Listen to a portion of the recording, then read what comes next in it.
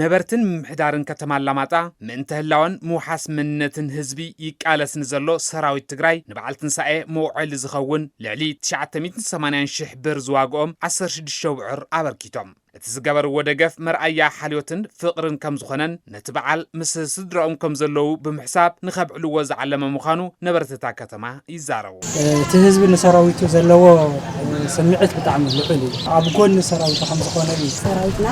ብዝተፈላለየ ምክንያት ብሎጂስቲክን ብደጀንን ከይዛረቡን ብጉልበት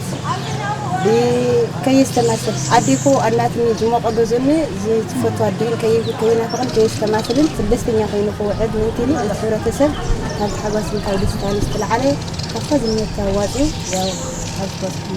ነተሓገዝ ተረከበ አመራርሓ አርሚ 24 ተጋድላይ ገብረ እግዚአብሔር ገብረ ሊባኖስ ንምርጋጽ ህላው ህዝብ ትግራይ ክብል ይቃለስን ዘሎ ሰራዊት ካብ ህዝቢ ቀጻልነት ዘለዎም ደገፋት ምርካቡ ግዛኣታዊ ሓድነት ትግራይ ንኸረጋግጽ ዝያዳ ንሒን ሓቦን ከም ዘስንቕ ይገልጽ ኣብ ኩሉ ዓመት በዓላት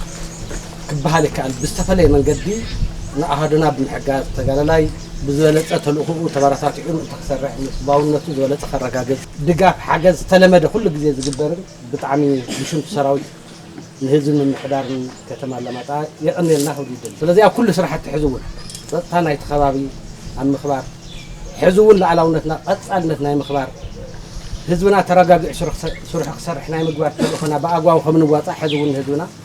ቃል ክንኣቱን እንደለ ከንቲባ ምሕዳር ከተማ አላማጣ አይተ ሞገስ ሽፈራው ኣብ ትሕቲ ኮማንድ ፖስት ንኣስታት 5 ዓመታት ንዝጸንሐት ከተማ ሰራዊት ትግራይ ውሑስ ጸጥታን ሰላምን ክህልዋ ብዘካየዶ ዘይሕለል ጻዕሪ ማሕበረ ቁጠባዊ መንቀሳቐስታ ከተማ ናብ ንቡር ኩነታት ክምለስ ከም ዝገበሮን ነቲ ሓይሊ ድጋፍ ምግባር ድማ ኩሉ ክስዕቦ ዝግባእ ምዃኑ ይሕብሩ ጸላእቲ ዝደነይዎ ተውግዑ ኣሕና ብስራሕና ድነና ህዝብና ለውጢ ድንሆ ኣሕና ዋላ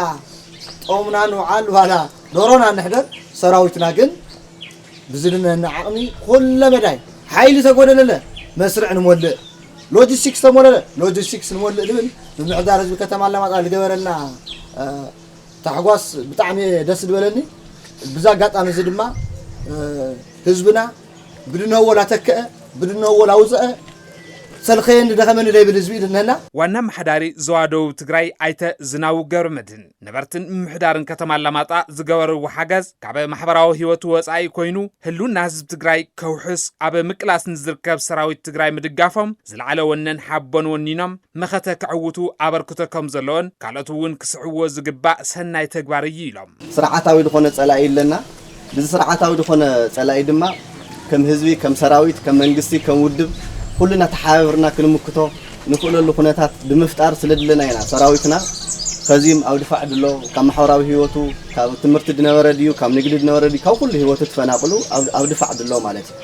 سلازي هذا تግራይ ክሳውድሎ ሰራዊትና ቦቱ ክህልዩ ተደጋግፍና ንቀጽለና ዕላማ ህዝብ ትግራይም ላፍት ድነወሮ ላፍት ተሓሰው ቦታም ክበጽሕዩ